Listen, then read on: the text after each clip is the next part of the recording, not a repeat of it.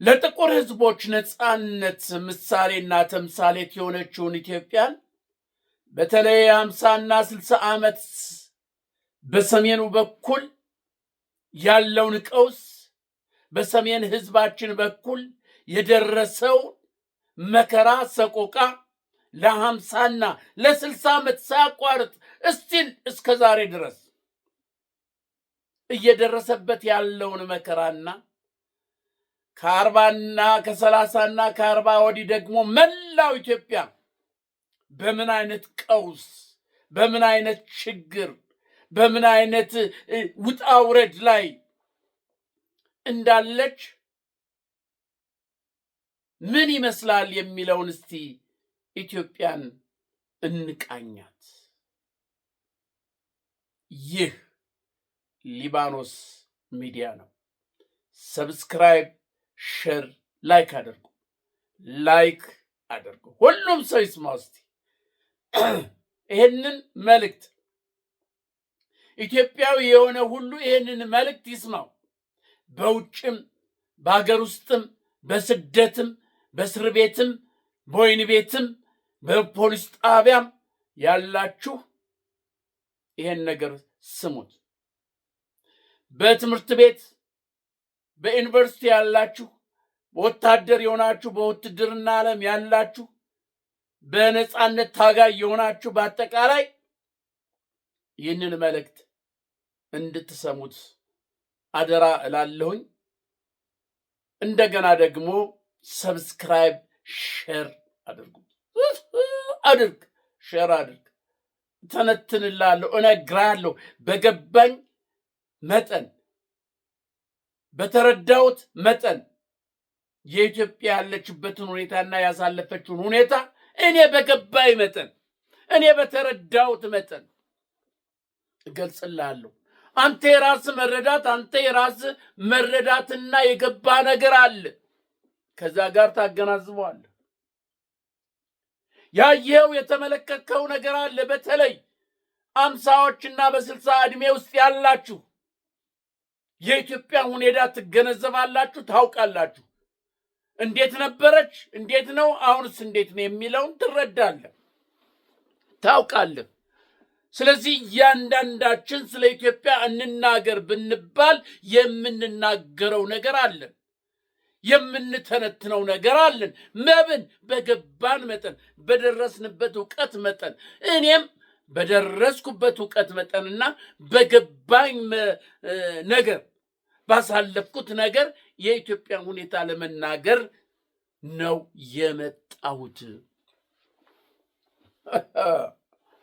የመጣሁት።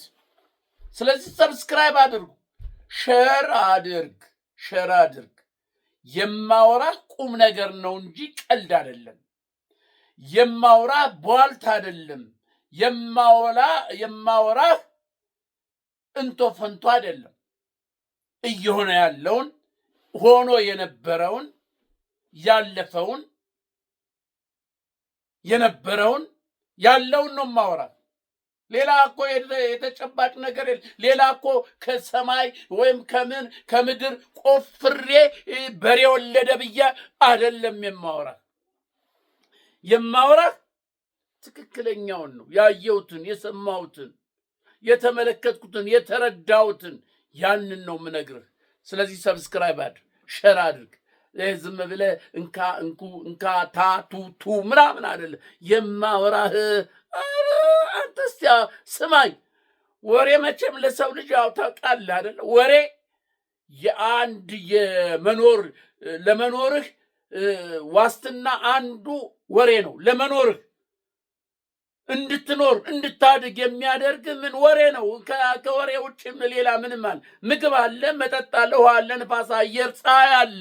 ከዛ ቀጥሎ ደግሞ ምን ወሬ አለ? ወሬ ከሌለ ትፈነዳታለህ። መንምነህ ነው መጠፋት። ወሬ ያስፈልጋል። እስቲ አሁን ወሬ ይሄ አንዳንድ ሰው ሸፍቶ ወይም ምን ብሎ ጫካ ይግባ፣ ማንንም ሳያስከትል ጫካ ይግባ። ጮሆ ከአውሬ ጋር ከምጋር ጮሆ ፈንድቶ በወሬ እጥረት ምክንያት ይሞታል። መንምኖ ይሞታል። አይምሮ መንምኖ የሞን የሚያነቃቃው የለም። ሴልህ እኮ እንዲነቃቃ የሚያደርግ ነው። ሴሎቻችን ወሬ ሲሰሙ የሚነቃቁበት ነገር በቃ የሚፋፉበት ነገር አለ። እንደፋፋ አተ ልተንትንልህ ዶክተር ባልሆን ፕሮፌሰር ባልሆን የገጠመኝን ነገር የሚገጥመው ነገር እነግርሃለሁ። የግዴታ ዶክተር መሆናል። ዶክተር አብይ አልሰማህም እንዴ? ዶክተር አብይ አሁን የማይተነትነው ትንተና አለ። እስቲ በምድር ላይ ንገረኝ እስቲ። ዶክተር አብይ በዚህ በምድር ላይ የማይተነትነው የማያውቀው ነገር አለ ወይ? ከሰማይ በታች ንገረኝ እስቲ። የማያውቀው አለ እንዴ ዶክተር አብይ? እንዴ ፕሮፌሰሮችን ሰብስቦ እንዲያድርጉ እኮ ነው የሚለው። ዶክተሮችን ሰርጅን ዶክተሮችን እንዲያርጋችሁ ብትቀዱ እንደዚህ ይሆናል፣ እንዲህ ብታረጉ እንደዚህ እንደማይተነትን ግብርና እንደዚህ አድርግ እንደዚህ ብታረግ አደቅለ ይላል። እንዴ ታዲያስ እኔስ እነግርሃለሁ። እኔ እኮ ትክክለኛ ወሬ ነው። እኔ ስለ ወሬ ነው የምነግርህ። ወሬ ካልሰማ ትፈነዳለህ። ወሬ ካልሰማ ትፈነዳለህ። ጠዋት መኝታ ላይ ሆነ ስልክህን አለ የምትጎረጉረው ለወሬ ለጽድቅ ነው እንዴ? ተንበርክከህ መጸለይ ነው እንዴ? ለወሬ አለ እንዴ? ስልክህን ወዲያው እዛው ብለህ ከፍተህ የምትለው ቆይ የምትለው ወሬ እኮ ነው። አንዱ ነው የመኖርህ አንዱ ዋስትናው ወሬ ነው። ስለዚህ እኔም የማወራ ወሬ ለዚህ ነው። ሼር አድርገው፣ አካፍለው፣ ይደግ። የሚሰማው ደግሞ ትንሽ አይምሮ ይስፋ ይንቦርቀቅ እያልኩ ነው። እንደ ራቅ አድርጎ የሚያይበት ነገር ይታየው ይገለጠው ነው። ይሄን ነው የምልህ እና ስለዚህ ነው ሼር አድርግ ሰብስክራይብ አድርጉ እምላችሁ እንጂ እኔ በዩቱብ ለመኖር አይደለም። ዩቱብ መኖሪያዬ አይደለም። አንደኛ መኖሪያ የዘላለም አምላክ እግዚአብሔር ነው። የኔ መኖሪያዬ የምመካው የምታመነው በማን ነው? በእግዚአብሔር ነው። ቀን እስከ ቆጠረልኝ እግዚአብሔር ይችን ምድር ለቅቄ ይችን ድንኳን የሆነችውን ምድር ለቅቄ እስከሚሄድ ድረስ እግዚአብሔር እስከ ቀጠረልኝ ቀን ድረስ የሚያኖረኝ መኖሪያዬ ማን ነው? የዘላለም አምላክ እግዚአብሔር ነው። መታመኛ እግዚአብሔር ነው። ብታመም የሚፈውስ ባጣ የሚያበላኝ። እስቲ የሰማይ ወፎችን ተመልከቱ ያለው እስቲ የምድር እንደዚህ አበባዎችን ተመልከቱ ያለው ፈጣሪ እሱን ታምኜ ነው የምወጣው የምገባው። ከዚህ ውጭ ሌላ የምታመንበት የለም። በጥበብ ያልታመን በእውቀት ያልታመንም ባለኝ ብር ባለኝ ገንዘብ ባለኝ ሀብት ባለኝ አልታመንም። የምታመነው በዘላለም አምላክ በእግዚአብሔር ነው እንጂ በዩቱብ እንደዚህ ስለ ገብቼ ብር አገኛለሁ ብዬ አይደለም እየሰራው ያለው። አንተ እንድትሰማ በውስጤ ያለው ነገር በውስጤ የተረዳሁት ነገር የሞላውን ነገር ለመናገር ነው እንጂ መኖሪያ አድርጌው አይደለም። መኖሪያማ ባደርገው ኑሮ የምናገረውን ታውቃለህ። በአንድ ጊዜ 130,000 50,000 ምናምን የሚያየው ሰው የሚመለከት የሰውን ትርታ እየፈለግኩ እያመጣሁ ብልህ እንዴ ባጤ ቆጡም ብልህ ግር ብለህ ነው የምትገባ አብለህ ነው የምታዳምጠኝ። ግን ቁም ነገር ሲሆን ደግሞ አታዳምጥም። ስለዚህ እኔ የማወራህ እውነተኛ የሆነ ነገር ነው እንጂ ለገንዘብ ብዬ አይደለም። ስለዚህ ስማ፣ ከሰማ ስማ፣ ካልሰማ ደግሞ ለይት ምን አትበል። ስለዚህ ሀገራችን ሁኔታ የምናየው ምስቅልቅል፣ በተለይ የሰሜኑ ዛሬ ትኩረት የማደርገው በሰሜኑ በኩል ነው። ኤርትራና ትግራይ ወልቃይትና ጎንደር አካባቢ ይዘህ ስላለው ሁኔታ ነው የማወራው። በተለይ አንከር አድርጌ መልቅ ጥዬ የምነግርህ ስለማን? ስለ ትግራይ ነው። ስለ ትግራይ ያለፉበትን ሰቆቃና መከራ ማን ነው የሚያውቀው? እዛው ያለው የትግሬው ህዝብ ትግራይ የሆነው ኢትዮጵያዊ ነው የሚያውቀው። ለ50 እና ለ60 ዓመት እረፍት ሳይኖረው በስደት በእልቂት የሊቢያ በረሃዎች ይመስክሩ ስለ ትግራይ ህዝብ ስለ ኤርትራ ህዝብ የሊቢያ በረሃዎች ይናገሩ፣ አፍ አውጥተው ይመስክሩ። የትግራይ ህዝብ ያለፈበት መከራ ያለፈበት ሰቆቃ ምን ያህል እንደሚዘገንን እናንተ የትግራይ ህዝብ ታውቃለህ።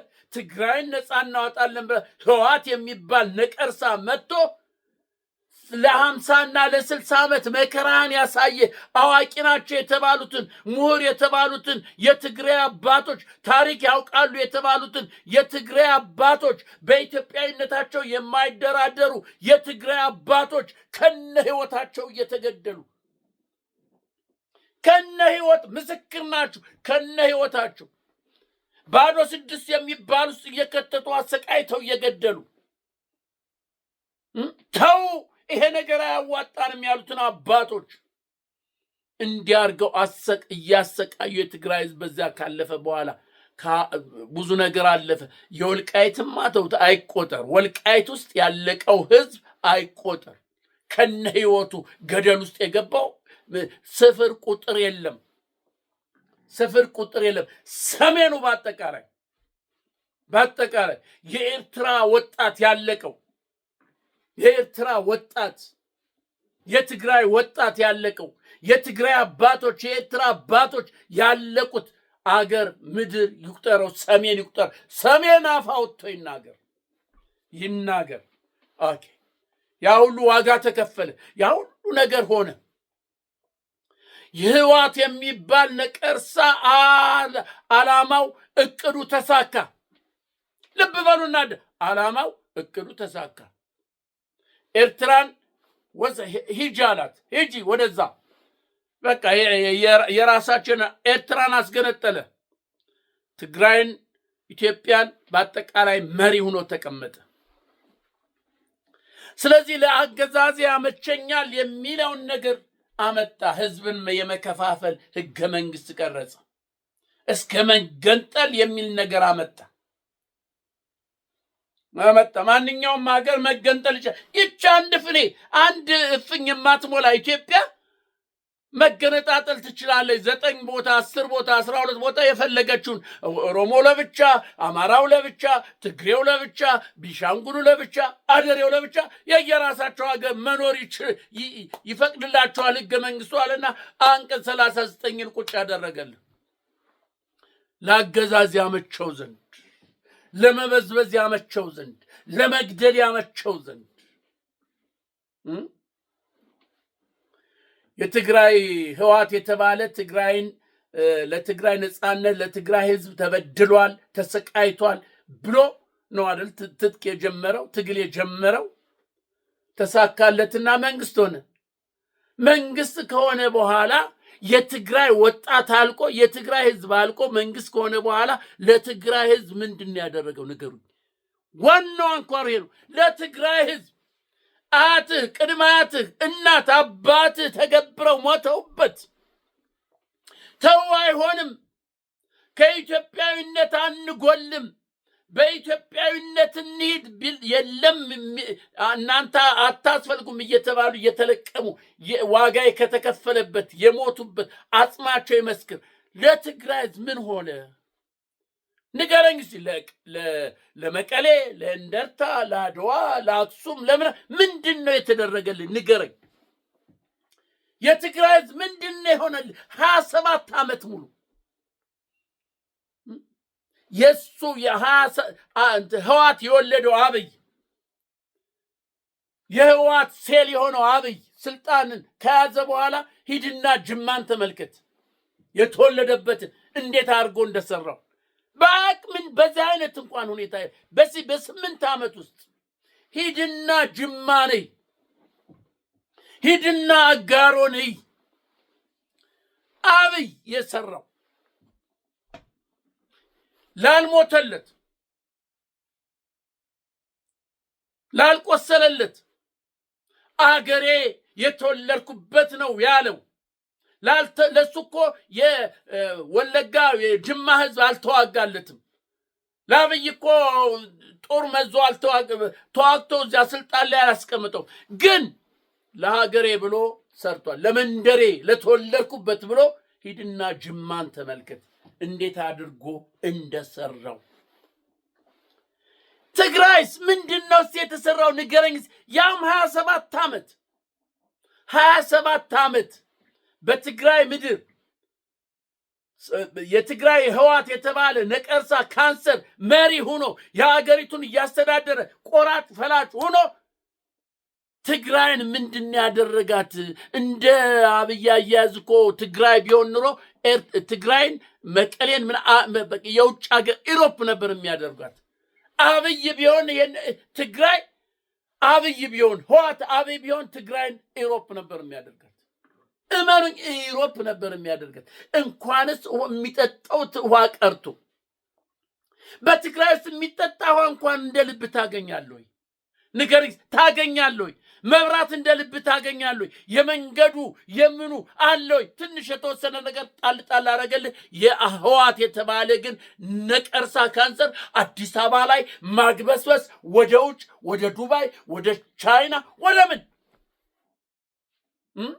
እንዲያረግልህና የዛሬ 3 ነው 4 ዓመት ያለቀው የትግራይ ወጣት ቤት ይቁጠሩ። ወደዛ ወደ ተቀማነው ስርዓት እንመለሳለን፣ ቤተ መንግስት እንገባለን፣ ትግራይ እናሳምራለን ብሎ ቀስቅሶ ጀጋኑ ብሎ ምን ብሎ ያንን ያህል ሺህ ወጣት ሰብስቦ እንዴት እንዳለቀ እያንዳንድ ምስክር ነው።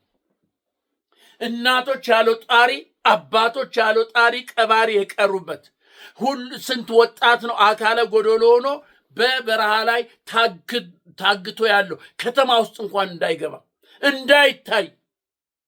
እንዳይታይ የትግራይ ወጣት በከተማ ውስጥ ይሄ አካሉ የጎደለ በውልቸር የሚሄድ በምን ከተማ ውስጥ እንዳይታይ ሌላውን ለመቀስቀስ አመቸንም፣ ሌላውን ወደ ጦርነት ለማሰለፍ እሻይለንም። ስለዚህ እዛው በአጥር ተከልሎ ከከተማ ውጭ ይቀመጥ ተብሎ እግሩ አካሉ ጎሉ እንደገና ደግሞ ተፈርዶበት የዘላለም የሞት ፍርድ ተፈርዶበት ነው እኮ ያለው የትግራይ ወጣት። አንተ ነው እኮ ያለው። ዛሬ ደግሞ ህዋት የተባለ ካንሰር እንደገና ለማንሰራራት እየተነሳ ዛሬ እንዋጋለን ትግራይ ነፃ እናወጣለን ብሎ ይለፍፍልሃል። ስብሰባ አድርጎ አንድ ወታደር እንዳጋጣሚ ገብቶ ትንሽ ነካ ያደርገዋል። ስብሰባ አድርገው ይሄን ልናረግ ነው አብይ የሚባለውን እንደዚህ ጥለን ምናምን ሲል እጅ አወጣና ጠየቃሉ። እናንተ እስከ ዛሬ ድረስ 8 ዓመት የት ነበራችሁ? እኛ በየመንገዱ ወርቀን ፍርፋሪ አተንዘ ዞር ብላችሁ አላያችሁንም? አሁን ደግሞ ኑና ሙቱልን ነው የምትሉ አለና አርሚ 43 አርሚ 24 አርሚ 26 እና አርሚ 22 አሻፈረኛል። ከናንተ ጋራ አንድ ጥይት ለመተኮስ አንነሳም። ከዚህ በኋላ ህይወታችንን አንገብርም ሲል ገብረጽዮን ምን አላለ? እኛ እኮ እንደናንተው እኛም ተሰደን ነበር። እኛም በቋፍ ላይ በእስር ቤት ላይ ነበር ያለን። አሁን ነፃ ወተናል። አሁን ስለዚህ ነፃ ለማውጣት እንደገና መጋጠጥ ዞር በላ። ይሄ ነው የሚያስፈልገው ለትግራይ ወጣት። ይሄ ነው ዳግም ወደ ጦርነት ላለመግባት፣ ዳግም በወገኖቹ ላይ፣ ዳግም በእህት በወንድሞቹ ላይ ላይተኩስ ተማምሎ እምቢ ብሏል። በእርግጥ ይሄ ጦርነት ቢጀመር የሚጠፋው ማን ነው? ህዋት ነው። የህዋት መጥፊያ ይሆናል። የነ ደብረጽዮን መጥፊያ፣ የነዚህ የካንሰሮች መጥፊያ ይሆናል። ለኢትዮጵያ አብይም እነ ህዋትም የተባሉ እነ ደብረጽዮን ምናምን የምትላቸው ይሄ ህዋት የተባለ ዛሬ ተንሰራርቶ እንዲያረጋለው ምናምን እያለ የሚፎክር ለኢትዮጵያ ስለማይጠቅሙ መጥፋት ያለባቸው ኃይሎች ናቸው። ከኢትዮጵያ ምድር መወገድ ያለባቸው ህዋትና እና አብይ ብልጽግና የተባለ ከኢትዮጵያ ምድር እንዲወገድ የሚፈለግ ኃይል ነው። የኢትዮጵያ ካንሰር መድኃኒት ያልተገኘለት በሽታ ነው። ይሄንን ከኔ ይልቅ የትግራይ ህዝብ ያውቃል። ይሄንን ከኔ ይልቅ የኢትዮጵያ ህዝብ ያውቃል፣ እየደረሰበት ያለውን መከራና ስቃይ። ስለዚህ ኢትዮጵያ ያለችበት ሁኔታ ይሄ ነው።